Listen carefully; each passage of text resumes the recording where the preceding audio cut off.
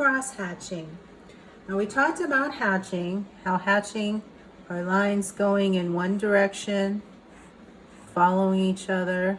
Cross hatching is just that, taking hatching and crossing it. So you can see the concept is the same. You want to be consistent with your marks. And then as you come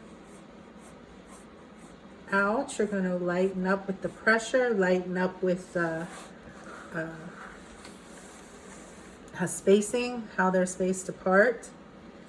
Now I find it's easier to turn my paper so I can get a different angle rather than trying to twist my hand.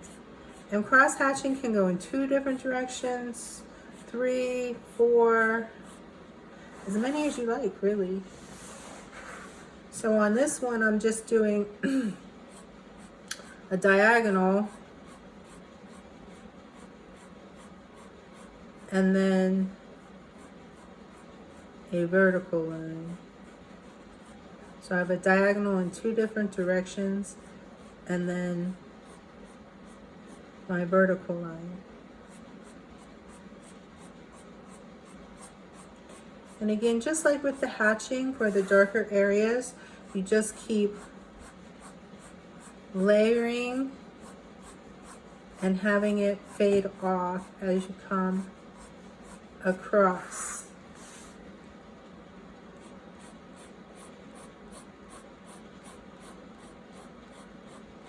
Trying for a smooth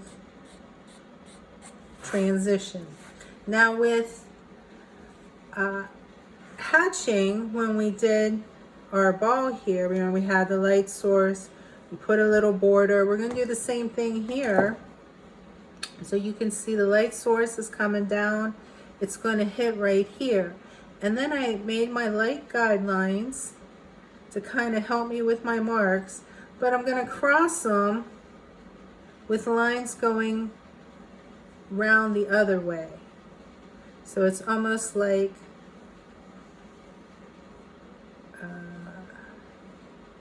a pumpkin, you know. So now we're going to start shading. Remember, this is our area that we want to leave alone. So I'm going to again start in the darker area, following right on my guideline there.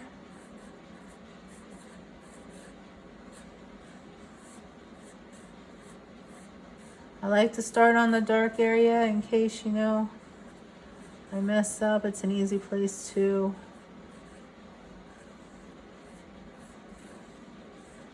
fix it. And now I'll start doing my vertical lines. I'm going to start from where the dark, well, I guess they're not vertical, but my crossing lines. So that I can lift up on my pen as I get to where it's supposed to be light.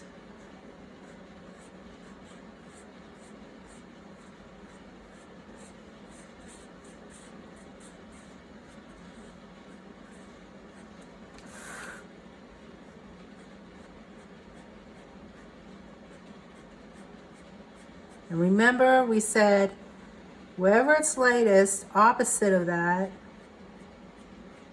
is going to be where it's darkest.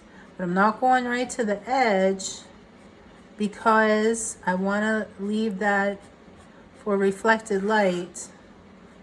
Now, if I was using pencil, I could just come back and erase out the reflected light. But like I said, I wanted to do these in pen. That way, if you don't have a pencil, you can see it still can be done. Obviously, pencil is easier.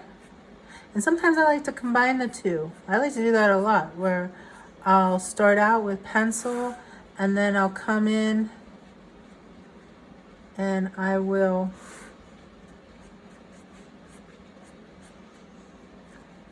put some nice dark values in with my pen.